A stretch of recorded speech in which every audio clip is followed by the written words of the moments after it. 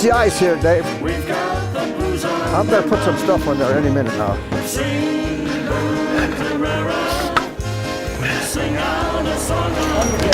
That's all right, guys.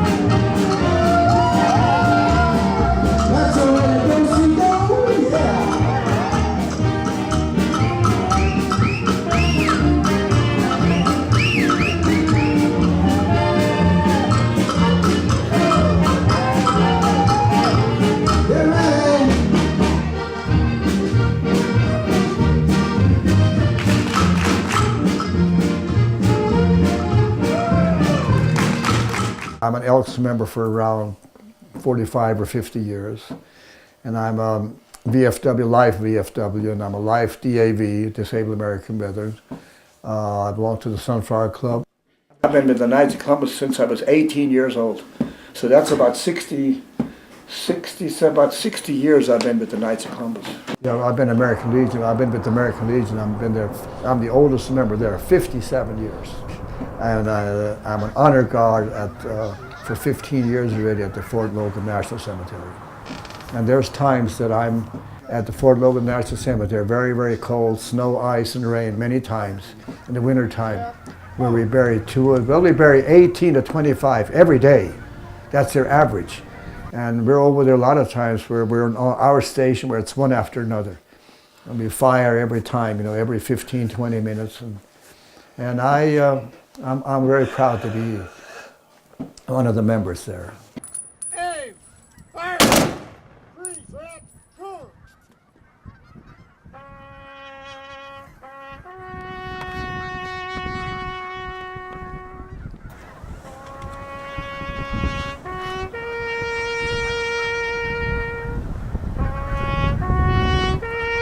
The volunteering that Herman does, especially with serving in the Honor Guard, all the memorial services that he does, I think is extremely important today, because too many people don't really realize how important the military is to us. They're still out to protect our freedom, and there's not enough people that are going in nowadays. Of course, the draft's been discontinued, and nobody's joining up hardly at all. And I think to remember our fallen soldiers is very, very important. He's doing a great work. We got more equipment than Lawrence Welk. He had a 40-piece band. Here, Herman, here's your sack stands. Those people just don't go out like they used to. And usually about 9, 10 o'clock, everybody is gone, they're not there.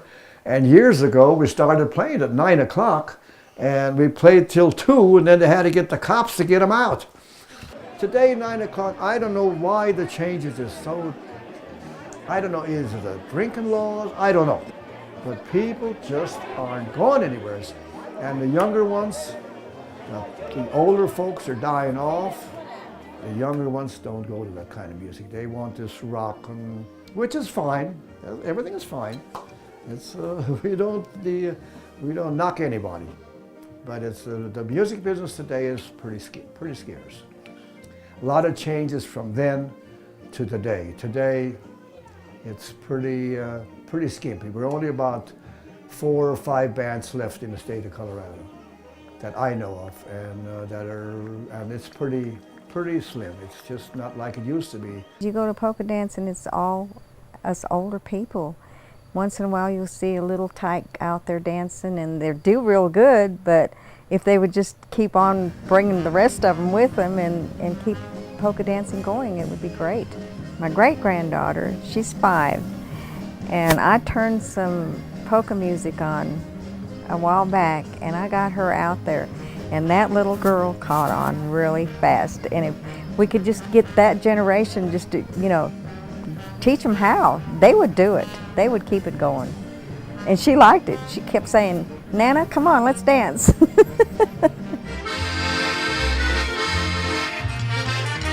There's a parade in Hayes, and a nice parade. I don't know what it was for, but it was a parade in Hayes. Horses and tractors and the whole works, Me and 2 of my buddies were on top of a roof about, maybe 30 feet high or something like that. We were on top of the roof, and here the tractors come by and the cars and whatever, not horses, and pretty soon here she comes with a pony, with a horse and a little colt. She had a cowboy hat on, and I looked down there and I thought, she looks pretty good, I see what I can do here. And I got off that building and I went down to the river where the end of the parade was, and I met her down there, and we got to talk, and I made a date with her, and from there on we were together along. We was engaged for 4 years. I went to service, the Korean War, in 1951 to 1953, and we was engaged, and I came back, and she was still there, and so we got married. We was married 53 years, had a long, happy life.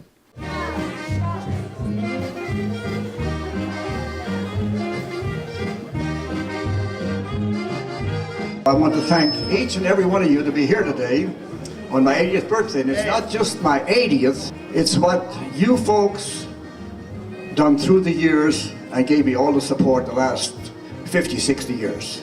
And I don't forget that. And I hope you folks there's plenty of food left. If you go home tonight and there's chicken in the back there, or you go seconds, put a few pieces in your pocket. This way I'll get rid of it. So that's not much for that. And then I think the next 20 years that I'll be floating along here, I think they're going to be pretty easy. I think they'll be downhill. So, but 20 years is not long from here. I hope I'll live that long if I feel good. If not, well, I'll do something else. My favorite thing about my grandpa is where he's come from. He started off in a very small town in Kansas with a poor family. He only got an 8th grade education, and he has built such a entire kingdom, a dingus kingdom, or dingus, however you want to pronounce it, just with his band and all the things he does in the community and how many people know him now. So to see where he has come from and to see where he has ended up is just amazing, and that's what I really think this 80th birthday celebration is all about. That man knows how to live and honestly to give. Whatever he does, he puts his whole heart and soul into it and makes a lot of people happy. We need more like him. I've known Herman ever since I've been a little baby. My parents used to go to his dances. My parents used to take me in a little laundry basket to the dances. They set me on a table and while they danced. Seeing him out on the dance floor was just most amazing, because at his birthday party I'm going, where does he get the energy? I'm about 20 some odd years younger than him. I hope I have that kind of energy when I get there. Amazing. There are a lot of his family members who just have that gift of gab. They don't meet a stranger.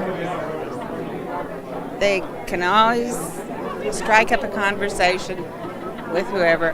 He has some of his other sister-in-laws can tell you that, they can be in a store someplace and meet somebody for the first time and you think they were a long-lost friend.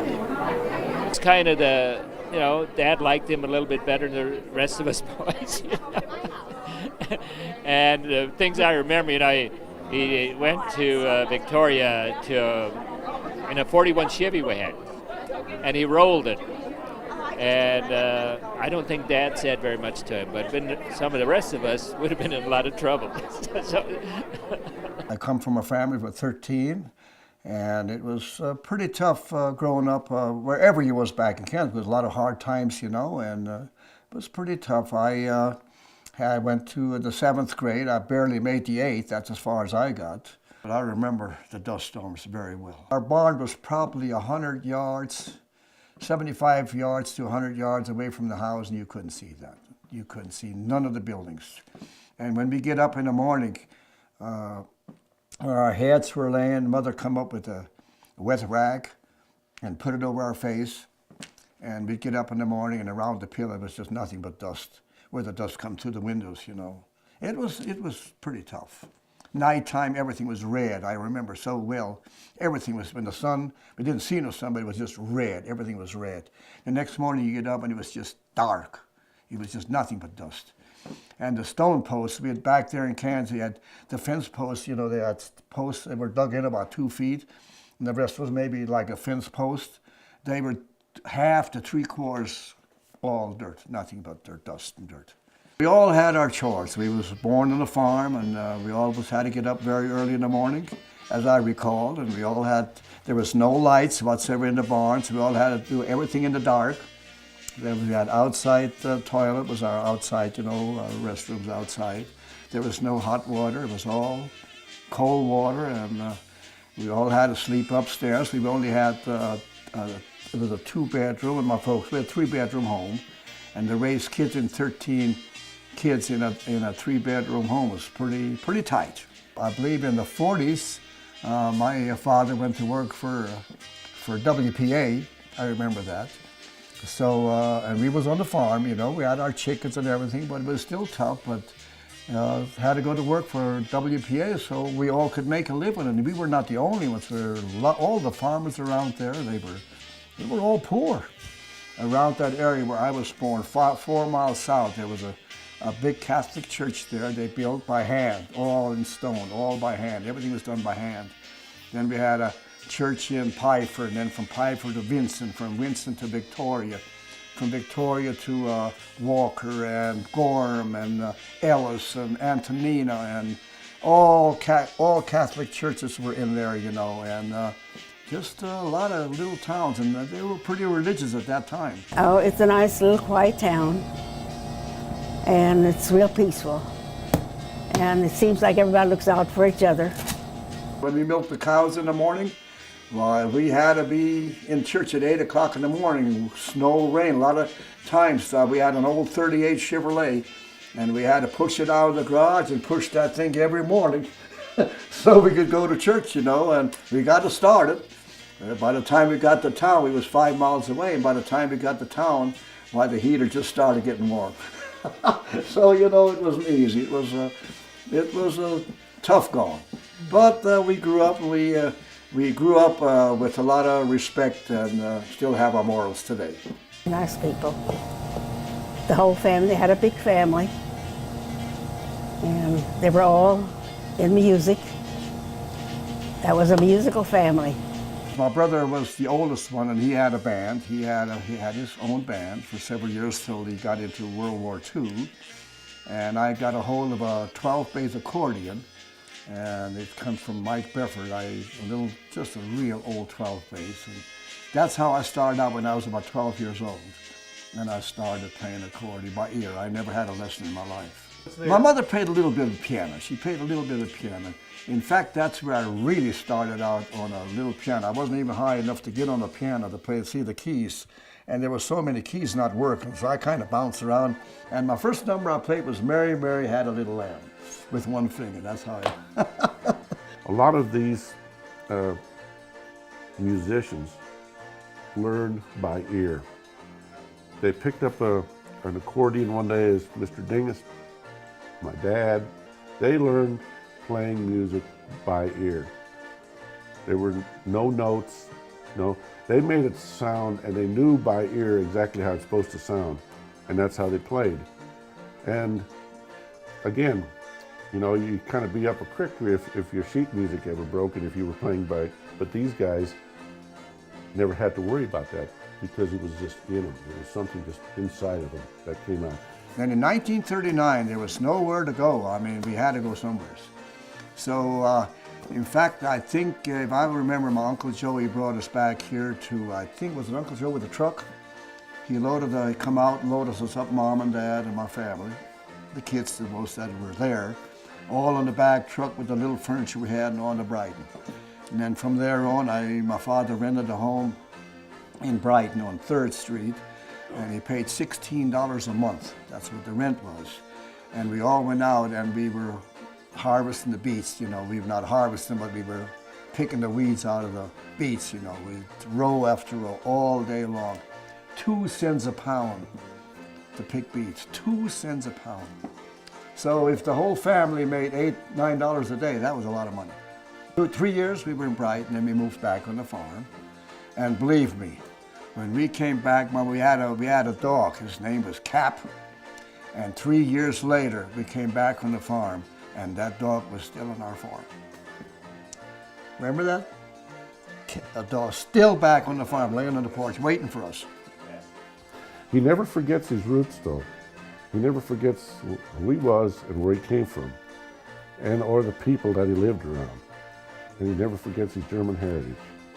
And over the years, I think that's what made Herman successful, made him a fantastic entertainer, entertained with people like Lawrence Welk and some of the other great names in the industry. It had to be a fantastic honor, but he never forgot where he came from.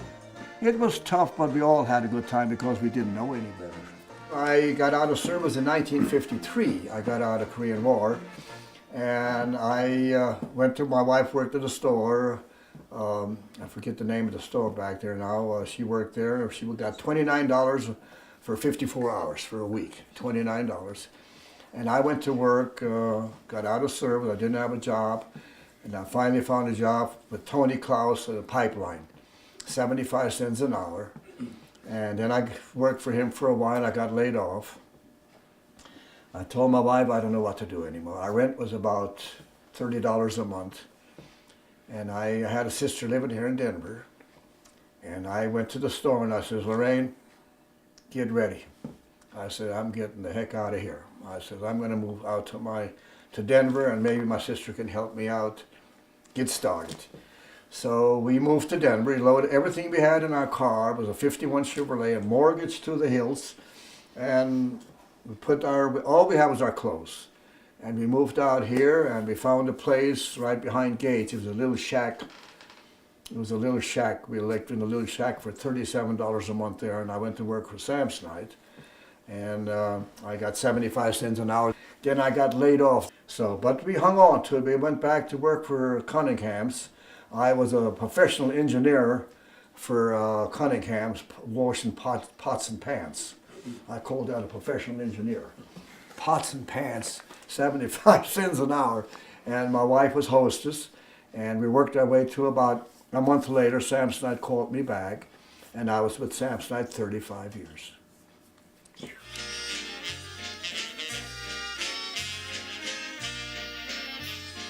She was always a really good piano player, a good singer, and a lot of people really appreciated that on her voice and the ability to sing.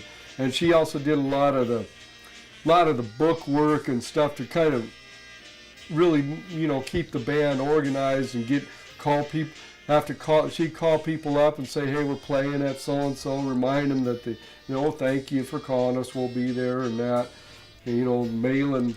Back in the day, they'd mail a album up to Canada or something, but she'd be wrapping that up. I think she cut up one of my boxes for my model car to mail that tape up to Canada. Like, where's the lid for that? Oh, I didn't use it.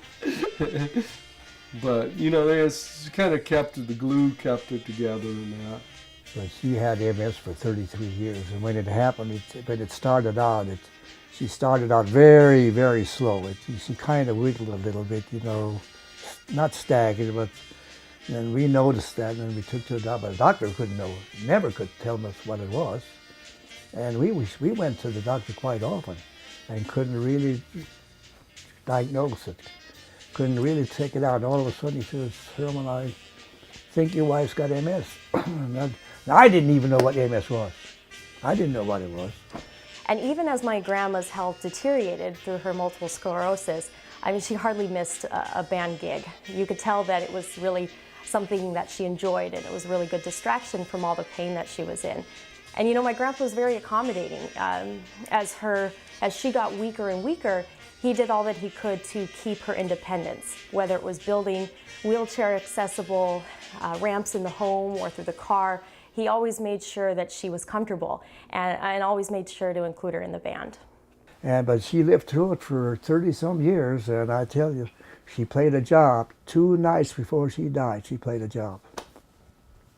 So that was pretty good. She was always, she liked to be with them. We really, like I say, we played for 53 years. And she was right on the piano all the time. And she was my first job I was without her. That was pretty tough because she was my singer, and she had done a lot of singing. And she was a good woman. She's a good woman.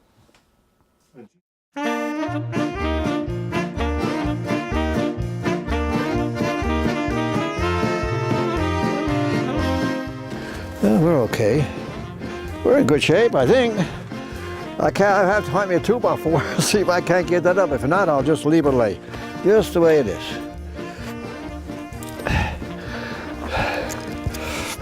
There's my buddy there. He's my handyman. Be careful there. Hey, my friends. Hi, Herman. Haven't seen you for a while. I hope this one here isn't in the middle or someplace. What I will do, I double it up and just put a key in there. Well, I gotta get it.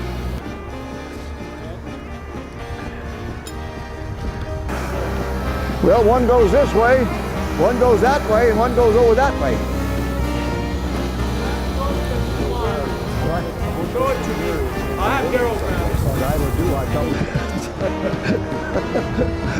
it. Merry Christmas. Daryl, Merry Christmas. We're up there pretty good, I'll tell you. We're up there pretty good. Let me go and I have to get this out of here, Let me get on the ladder here. Hold this here, Mike. Like this. Hold it. Let her rip, Mike. I don't think we're going to go that high.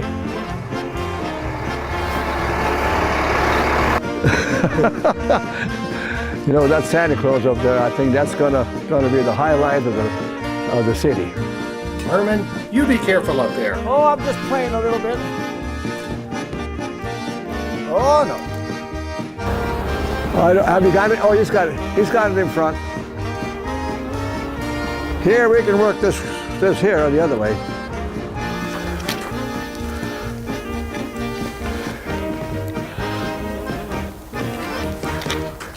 It's a propeller out at Home Depot, and there's a Santa Claus, and that propeller just swings out, and that Santa Claus up and down, and my star's going up about probably 55, 60 feet, and I'd like to put that propeller and Santa Claus above the star. That's what I'd like to do, and I might do it. You never know. It's really something. It's different. I might do that. Every year, Herman decorates his home for the holidays. And he'll have one of the 3 or 4 most decorated homes in the whole Denver area. I've seen his home featured in the Denver Post and the old Rocky Mountain News. So many. In fact, I've been at his home a couple of times when the TV stations were out taking pictures of his home. He does a beautiful job of decorating his home, and he and his wife used to be out on the street and dressed in Santa Claus and shaking hands with viewers as they drove by, and it's just a fine thing that he does. It's beautiful. It used to be in this room too, you know, and then it kind of started in the front yard, then it came to the house, then it went to the backyard, then it went to the garage, and now it just takes over. Early on, it was more like string around the top, and he had wooden reindeer. And I got him in my basement now, and he'd shine a spotlight on him because that was kind of the old, you had the wooden reindeer and Santa Claus. He'd shine a spotlight on him. One year, Herman made a special effort to make sure that everybody had at least one string of lights across their house. And I think a couple of the people, he went and put them up himself. I'm sure he did. I know he did. But ever since then, some of the people complained, and some of them said I have a different reason. But they all enjoyed it. They tried to think they didn't. But there was a lot of traffic. There still is. But so what? 30 days, it's over with. He has to do all the work. I don't have to do the work. That's the main thing. I tell you, we had a little problem there in the 99, 2000, 2001, 2003. We had a little problem in the neighborhood here, but I tell you what, they didn't get past me. It wouldn't happen. They tried to stop me, but they just couldn't do it. I had the fire department, the police department, city and county Denver had everybody was with me, and I figured they was raising a little cane, and the more cane they raised, the higher I went and the more lights I put up.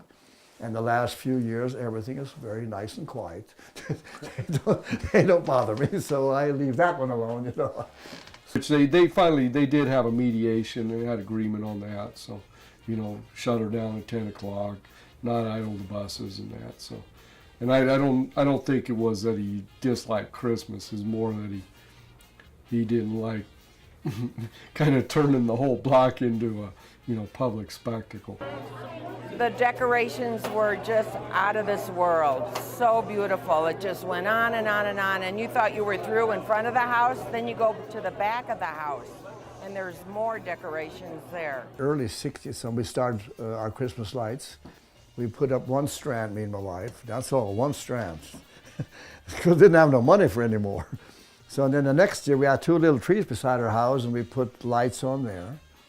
And then we started just every year, more and more and more every year. But our biggest year was 2000. That's when we had 125,000 lights. And probably over 500,000 people come by our house it was cars after cars after cars every night. Just unbelievable. My wife was Santa Claus, and she was out there every night, 4 hours, and she was passing out a lot of candy. We started out, we usually probably had about 1,500 pounds of candy before we started out. And we got rid of it too. I don't know how we started passing out candy. I think we just went out there, and I don't know if we had some candy left over from Halloween or what the story was, but we're just out there and people stopping by, and he says, here, give the kids some candy. I think he just had some candy for somewhere, started passing out. And then he said, oh, here's $1 for donation. He goes, oh, no, I don't need that. And then they said, take it for electric bill. And he said, no, I don't need that. But he think, you know, well, do something with it. So he took it, and then he started collecting it and donating to children's hospitals. And we got a lot of donations. We had people up here took care of the money. When the money came in, it all went to Children's Hospital. And I think if I knew exactly, we probably around, I would say right now, around $27,000, $28,000 we gave Children's Hospital. New at 10, a crime against Christmas. Police are searching for the thief who stole money being raised for Children's Hospital. 7 News reporter Russell Haythorne live outside the Dingus home. And Russell, every year, Herman Dingus lights up the night sky in West Denver, and all for a good cause. Mike, he's done this for 5 decades now. It's something that attracts people from up and down the Front Range. It's free, it's wholesome family fun. They keep a donations bucket here just in case people are feeling in the spirit of giving. Unfortunately, last night, some thieves were in the spirit of helping themselves. We'll give her a shot. It's a spectacle worth seeing for yourself. It's amazing. We've been doing this for 50 years, and we've had thousands and thousands of people come by. Herman and Lila do it for the kids and admittedly get a great deal of joy out of it themselves. We try to bring joy to all the little children, the families, and it's a blessing to us. But last night, after they turned out the lights and headed for a party across town, someone broke in. Lila was saying, "Do you leave the lights on?" I said, "No." We got home at 12:35, and somebody had broken into the garage. Just looked over, and I seen the money was gone, our Children's Hospital money, and our 55-inch Sony TV was gone. It was sad, and I just stood there and I cried. The donations box in the garage was cleaned out. Now it just holds a few bucks from the police officer who came to investigate. The thieves busted the chain off the garage door, likely to get the TV out. Herman believes they came in through this window, and he's pretty blunt when it comes to his feelings about the theft. I'd like to get a hold of him, just myself. But they're not dwelling on it. They're moving on because they have a lot of cheer to spread before Christmas. And like I say, they're not going to take Christmas away from us. They're going to have to answer for it someday. I won't. No one's quite sure how much money the thieves got away with last night, but donations on any given night can total well into the hundreds, if not thousands of dollars. If you know anything about last night's theft, call police. Live in Denver, Russell Haythorne, 7 News. You know, that meter was rolling, and a lot of people came by, and they asked me, well, how much my bills are. I said, if they pay half of it, I'll tell them. And then they says, where's it at? I says, where the smoke is at. There's wherever you get close in the backyard, if you see a cloud of smoke, you look there, that'll be the meter, right?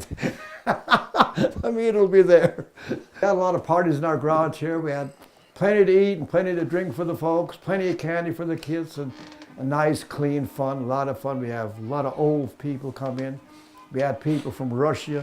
A lot of people from Russia that go to school over here in big buses.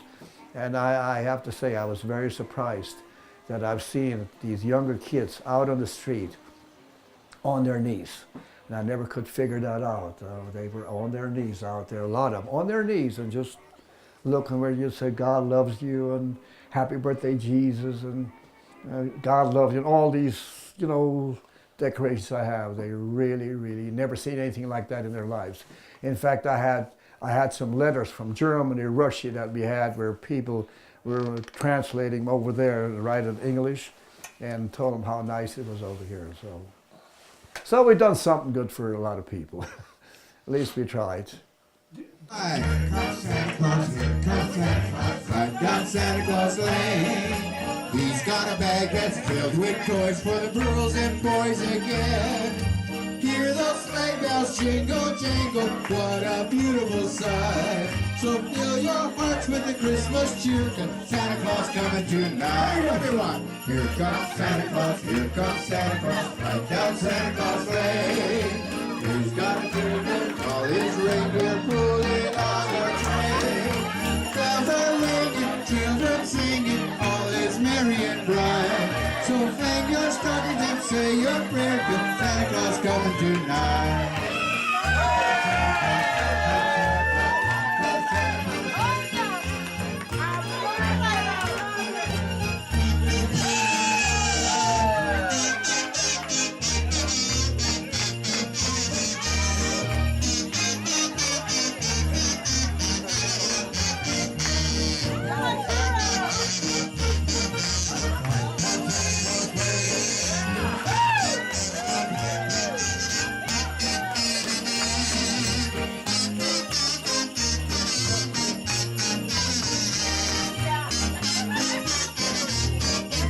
Santa Claus is coming tonight.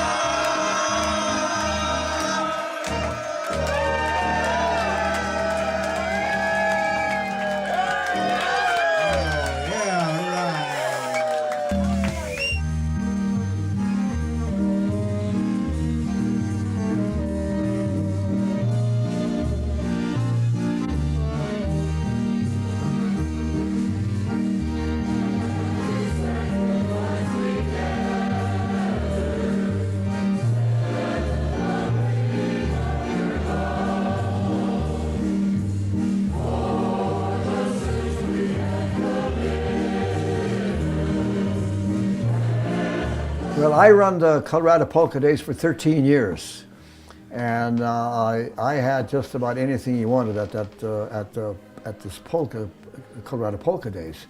And I set up a polka mass. I had 125 people in our choir with Knights of Columbus and all the singers. They were all dressed in uniforms, and we had the VFW. We had a lot of people involved. And we marched in there, and people have never seen this before. And we had a polka show that, in fact, we were known as probably the best polka mass in the world. We had the Knights of Columbus. We had about 40 knights coming, 4th degree. They were 4th degree knights, all dressed in uniform. And it was something to see. We had that for about 3-4 years. Well, I had it till I quit in 1995. I gave them all good news. I said, I've done it for 13 years. It's about time somebody else takes over.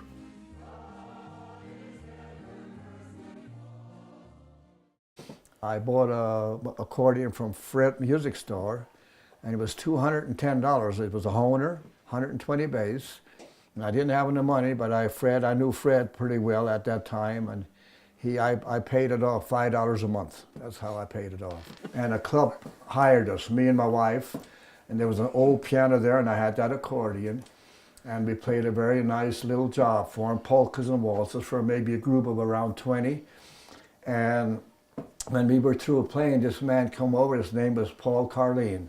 He said, Herman, I have a daughter getting married in about 6 months. He says, could I hire you? I says, I haven't got an accordion. I haven't got a piano, I haven't got a mic, I haven't got nothing. He says, maybe you'll have something by then. I said, well, I'll give you time. So in the meantime, being I hit pretty lucky there, I tried to get my first job. I bought this accordion, but didn't have a piano. There was all the pianos in the churches, there was a piano there. And then I had an uncle out here, his name was John Carlin, and I hired him, and I hired John Urban, and Whiff Roar. That's how we started.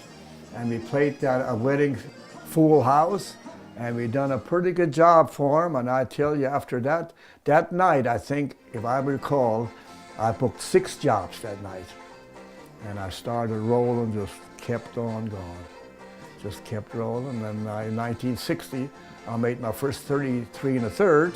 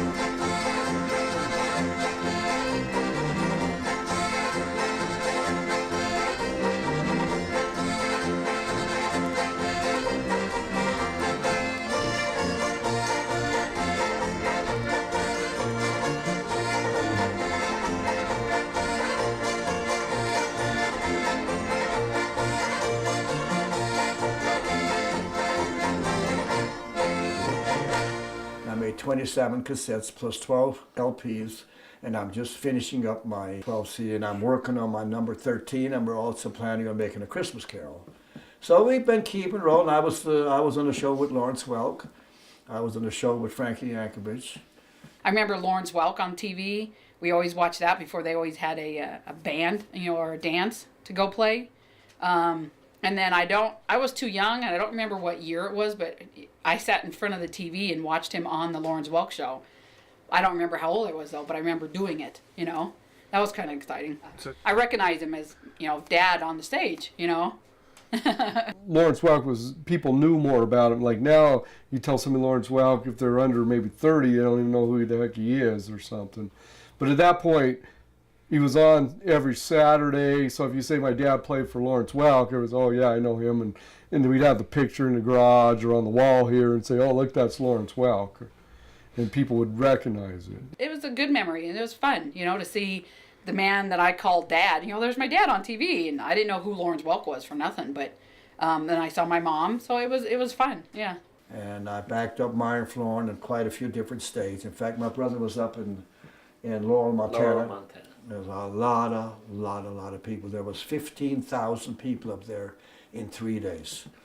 And I backed up Myron Florin, and when Myron played a shot or something, I'd take my accordion off and I'd go over. There was a bunch of wheelchairs in that.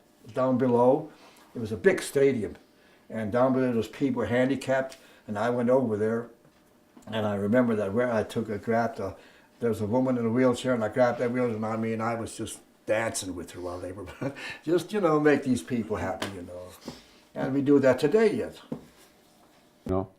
Music is a form of prayer in one way.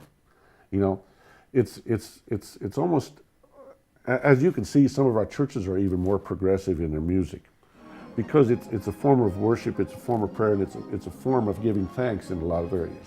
That's why we have Oktoberfest, because it's an after-harvest type festival or after planting, and it was created by the fact that the community came together and thanked God and through a celebration that their weather conditions were fine and everything was great, and they were able to get through the harvest or get through the planting without any accidents or without any mishaps. And that was their form of celebration and offering thanks, not only to their neighbors or to each other, but also to the Almighty.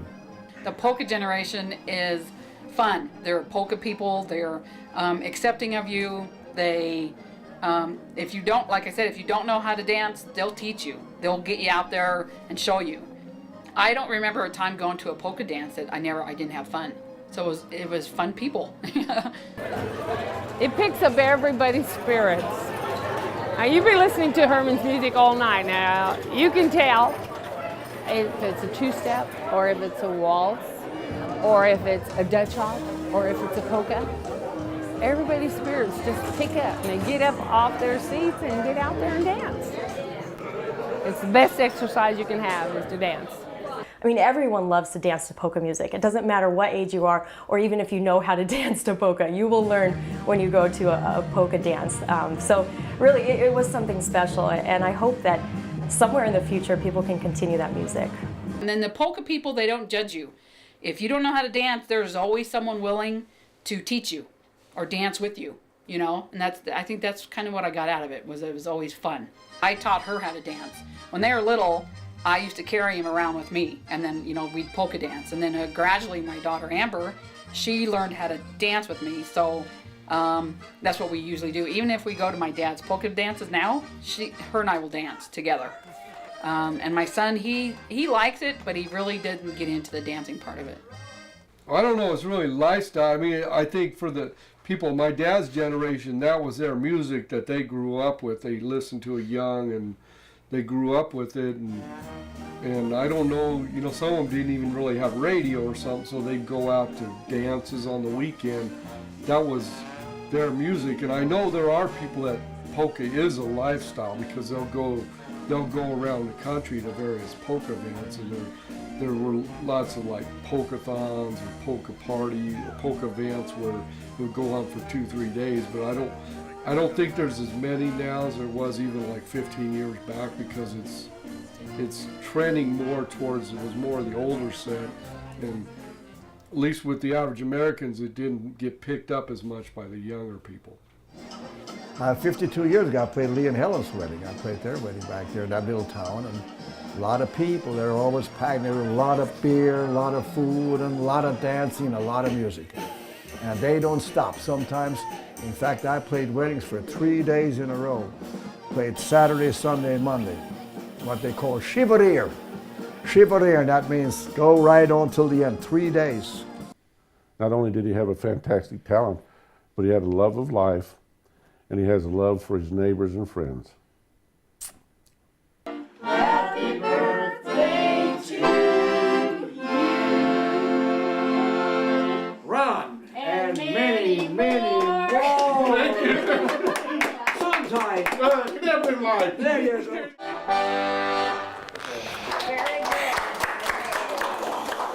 Anyway, this little Henry Klein, he's 8 years old.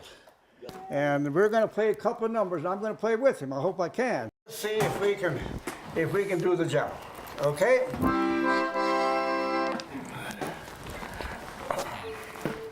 Here we go.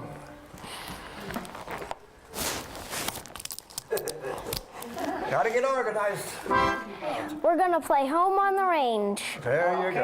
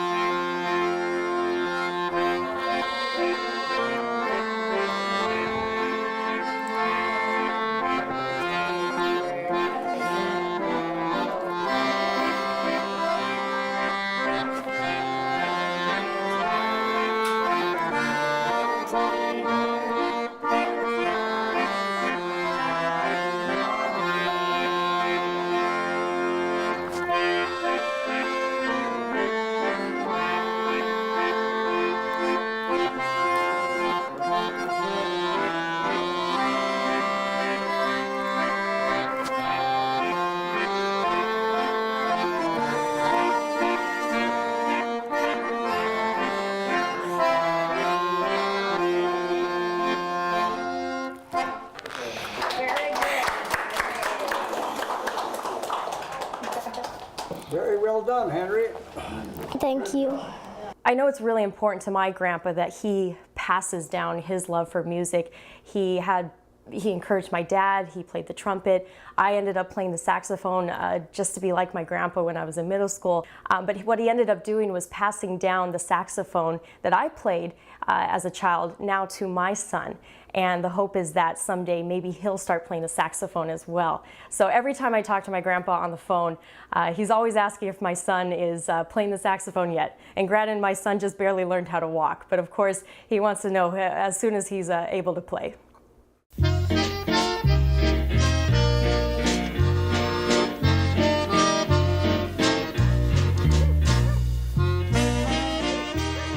This monument here was my own design. I just took it out of my mind and I just drew it with just a pencil, a piece of paper, and I just started drawing it. And the first thing I done, I bought this tombstone right here, and that's the only thing that was sitting here was a tombstone. And the boxes come from Denver, all the flowers. I change flowers every other year. And then I had this Love Is the Way. I had this is about 20 feet long. Herman and Lorraine Dinge is also known as Mr. and Mrs. Santa Claus, the most beautiful decorated home in the world for one house. And that came out of CNN World News and Good Morning America. So we're pretty proud of that. 20 feet, it's about 20 feet long, this whole works. And it's just, you have to see it to really I had this all put in marble here, it's all in marble here. And now I got a deal coming where there's going to be a light post 3 foot on each side with the special lights, that go on at night. That's going right beside you. That's going to go on there. So there'll be lights there all night long. She has company every day. She's right by the gate. Right by the gate. Can you see that? Right by the gate. And there's a reason why I have that. They get a lot of bad weather back there, you know, a lot of times really bad weather. And if it gets too bad on the cemetery, me and my wife are going to be the first ones out.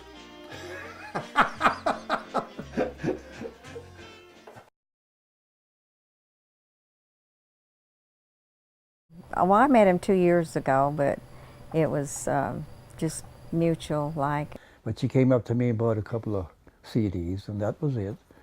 And thought nothing of it. I thought she was a very nice lady, but that's about it. So the last time I went to Wahoo, I met him again, and we talked and we danced, and we just seemed to hit it off. We got together, and my God, that's the nicest thing I could ever meet. She was really a nice lady, and we're still together, and I hope we stay together. And I think it was God's choice. I just love that woman. He's a good man. He's funny. He's energetic. He's all in one, I guess. And he's just a good man. You know, and what happened before that, I was married 53 years, but, you know, life goes on. Regardless of what happens, life goes on. So you got to make the best of it. I'm not going to sit here at home and look at the walls. I'm going to keep moving, just as long as I can.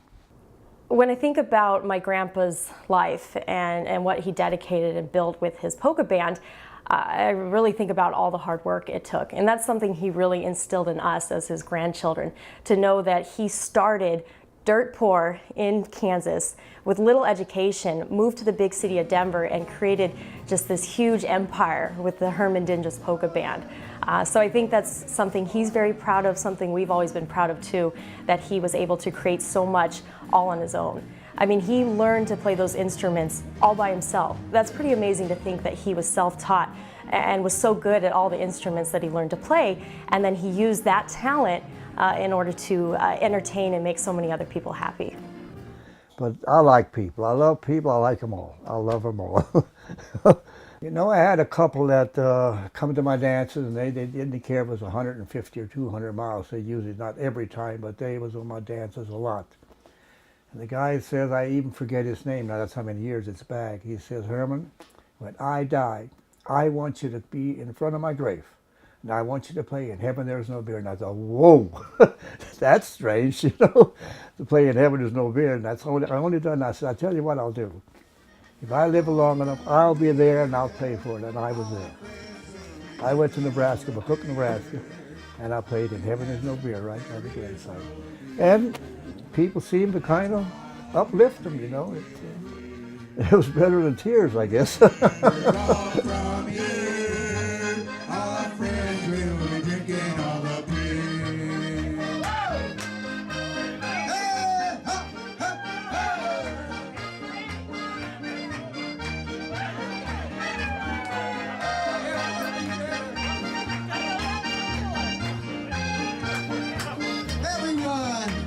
La la la la la la, la la la la la la.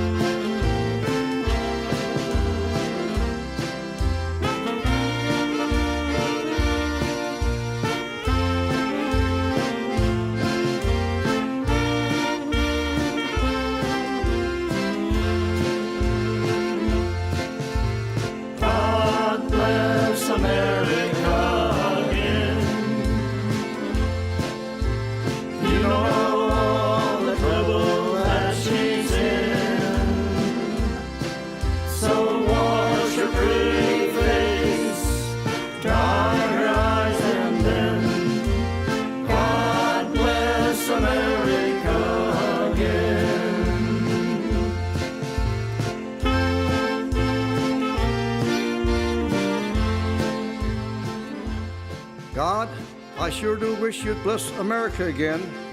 You know, like you did way back when it all began. You blessed her then, but we took everything for granted, and you never did ask again. So take her hand, God, that's all, and if she should stumble, please, don't let her fall.